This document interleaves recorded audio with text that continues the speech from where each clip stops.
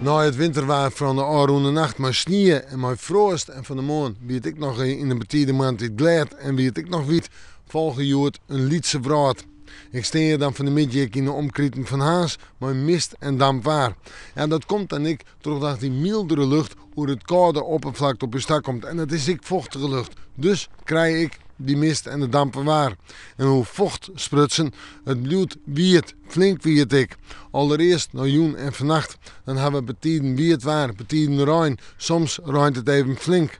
De temperaturen zijn 3 of 4 graden. De wind uit het zuiden en zuidwesten en zuidoosten, dan steeds maar uit zuidelijke richtingen en die is matig.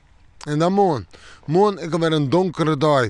Een donkere dag, maar rein. Ik is even een droge periode, wat damp waar en de temperaturen. Ik denk dat we uitkomen tussen de 6 en de 8 graden. Natuurlijk die 6 graden niet waar het gebied onder de invloed van het koude zeewater.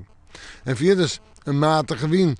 Op een nij uit zuidelijke richting en zuidwest. Ik denk zelfs meest zuidwest. En die wind is matig en vrij krachtig. Kan in het watergebied misschien eens even sterker worden. En dan zeggen we vooruit naar vreed, sneeuw en sneeuw. En ik dan hebben we wie het waar staan. Nou ja, sneeuw is dan de dag maar het betere waar. Sneeuw hebben we de zinnen er nog wel even bij, maar bloedt het nog net heel droeg. En de temperaturen zullen staan om de beide zo'n of de 8 graden heen. Ja, en de nachten, nou van sneeuw op sneeuw, misschien wat gladens, maar dat is het dan niet. Nee, de winter komt in dit weekend net weer om. En ik wil, want we met de morgen maar weer even in het waarsje.